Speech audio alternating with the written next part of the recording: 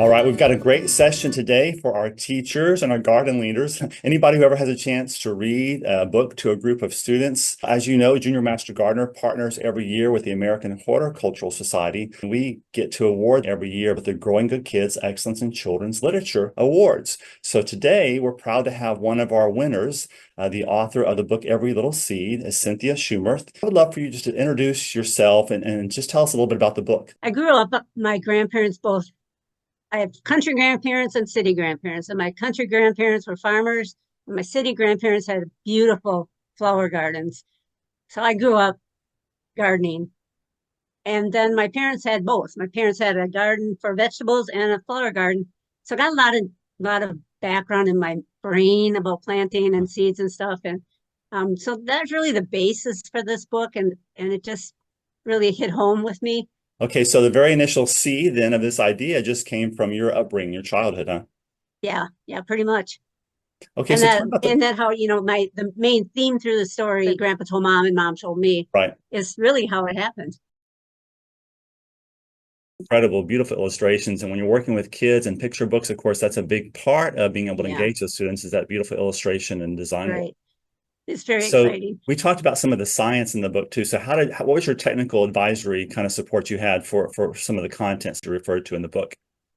Um, a lot of it I knew, a lot of it I researched, but then some stuff that I just couldn't, I had to be sure about because if you're writing for children, you want to make sure that your facts are correct. And so I live in Wisconsin in Brown County, and I contacted our Brown County Extension office, and they were really helpful. So let me ask you this. What would you say that you hope the kids get from this story? You're having a classroom, a group of kids, a teacher's reading it. What do you hope the kids get from it? I really hope that they discover that they can find seeds anywhere and they don't have to go and buy them at the store, and that they can take seeds and next year have a plant come from that seed, and how it's almost magical. Yeah. I've talked at several schools, and kids are so excited about plants, about when out of nothing, a pile of dirt out pops a little green plant, and they're so proud of those plants. And it's just kind of really fun to see them do that.